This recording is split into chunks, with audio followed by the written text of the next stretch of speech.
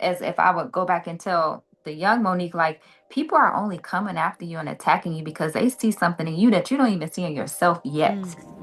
Monique Rodriguez is the newest guest on Healed Girl Era. Check out the full episode streaming now on Apple and Spotify. But here's a clip from our powerful conversation.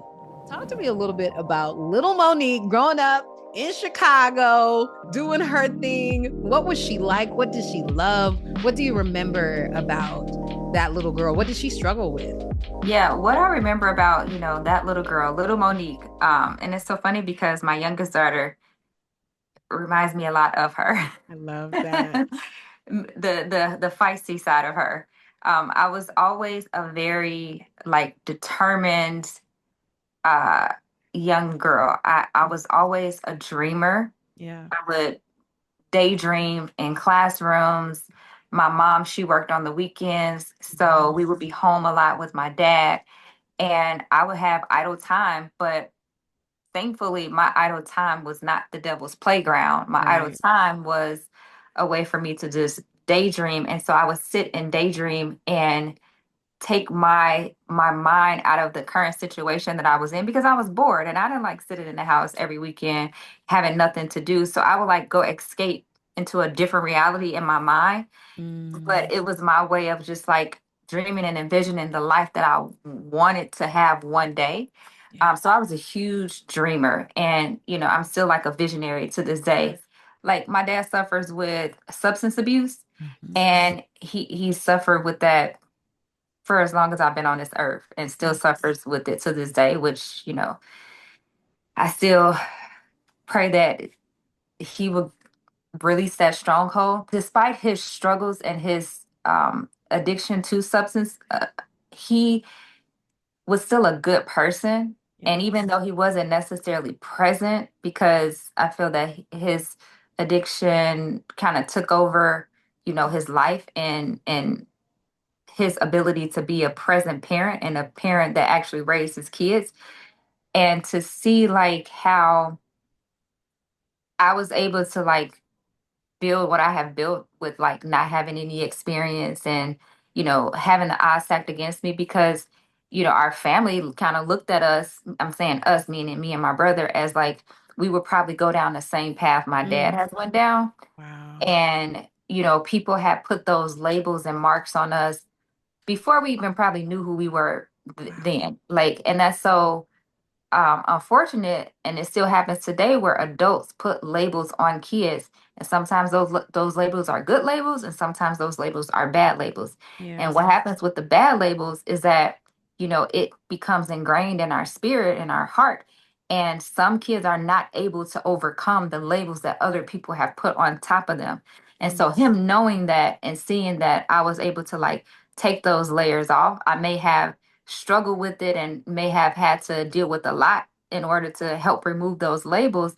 But I didn't let his choice define who I was. And I think he realizes that his addiction didn't define me. And he's like, honestly, I feel like he's probably shocked that like I turned out to be the way that I turned out to be because he probably didn't even see it either because he didn't have the ability to see or dream. So I think it like just shocks him like, wow, I know what I did. I know I wasn't a present parent, but look how my daughter turned out. Wow. And I think that my dad also had dreams because he's mentioned this before to me, like, man, I wish I could have started my own business like when I was younger. So I think that he probably still had those dreams because I think that like entrepreneurship or like when you're a dreamer, visionary, it may not just start with you. It Come probably on. started generations ago, but for whatever reason, things happened and got in the way to prevent those generations from pursuing their dreams and their purpose. So I don't think like, I'm the only one in my family that had this vision to be an entrepreneur. I really feel like my mom and dad both had the vision, but let their circumstances get in the way Yeah. of their vision or did not have the right support systems and resources, right? And it got in the way. And God just is now using me to fulfill promises and purpose that was probably meant to be done generations ago. But he's like, you're the one, you're chosen. I'm going to use you and lift you up and rise you up to break that generational curse and change the Amen. trajectory of the generations going forward. Like I believe that. And so knowing that that was my dad's dream and to see it now manifest through me, I think it did something to him. And so he's like, Ooh. you need to share that. Mm. Yeah, when I was younger, dealing with my dad and his addiction, it was painful. I was actually embarrassed. Like I Yeah. didn't let a lot of friends come over.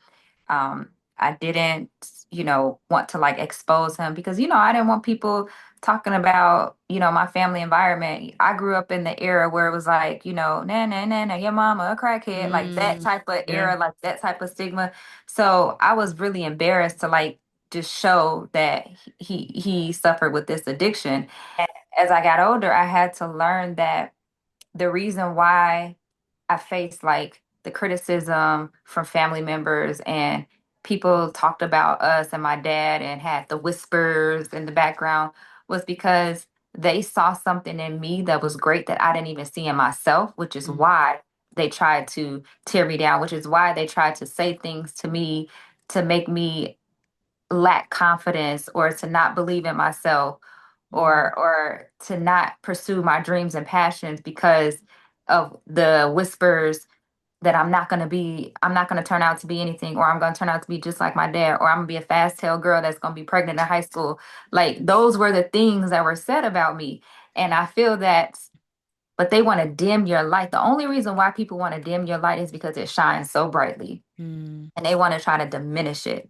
But you keep shining, you keep moving forward and being who God called you to be because they can't put the labels on you because you have to remember whose you are and Amen. who God has called you to be. Mm. And your confidence and your resilience and your strength comes from God, not Amen. man. Mm. So that's what I would look back and tell myself. I know that's right. Amen. You better preach in here today. The thing is, like, I never had a broken relationship with him. We've I love always that. been like open. I kind of like looked at my dad as like a brother, Yeah. right? Like I felt like, I was kind of like his mom and trying to help support him. And, you know, every time he would go in and out of rehab, I was always supportive. I would go to like his meetings with him and sometimes I would take him to his meetings when I got old enough to drive. So because I was always hopeful Mm. that he would turn around and he would change.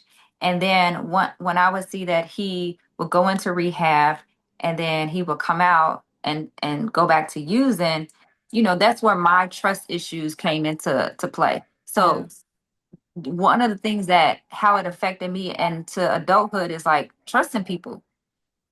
Because, you know, my dad, it was like he would lie and Yeah. say he would go get clean and then he would come out and still start using, or he would lie and like steal and take from us to Yeah. supply his habit, Mhm. and then say, oh, he didn't take it, or just like things don't just get up and walk out the house. Like you Right. took it, like, right. So it caused me to be very guarded growing Mm. up, and it caused me to have like trust issues with like people, because if you can't trust your parent that's in your household, especially your dad who's supposed to be your first love, how can you trust anybody else out here in these streets? Yep. So that was something that I had to like work through with talking to pastors and mentors and therapists of like, you can't be so guarded Yeah. that you miss out on the people that can potentially be blessings to you because of past childhood trauma Yeah. that causes you to have trust issues where you don't trust no one. I Mm. realized that I was missing out on meeting some really great people because believe it or not, there are good people in this world, There right? are. There are good people in this world, but I won't meet those good people if I'm letting my dad's trauma and stigma, prevent me from entering into new spaces and new territories that can actually serve me well because I don't trust people. Yeah. So that was how it affected me. But, I have always learned to like accept him for who he is. And I learned at a very young age that I can't make anyone do anything that they don't want to do. Addiction is a struggle. It's sometimes it's categorized as a disease, but more importantly, the person that's suffering with the addiction has to want it for themselves. I Right. can't want it more for you than you want it for yourself. Yep. And if you don't want it, all I can do is pray for you, put it in God's hands, and know that God has the victory and is more powerful and stronger than any addiction or stronghold that we may face and encounter as humans. So once I decided to like just let go, accept, I had to learn how to accept first, and that has allowed me to still have a open relationship with him, to talk to him, but know that he still has a struggle, but I'm just going to keep praying for you. Purchase Monique's incredible book, The Glory in Your Story, available at all bookstores now, and check out our full conversation where she goes in deeper about what it takes to leave our comfort zones, what faith taught her, and her resilience, even through the eras where she faced backlash and more. The conversation is amazing. Head to healedgirlerapod.com to stream the full thing, and we'll see you in a few.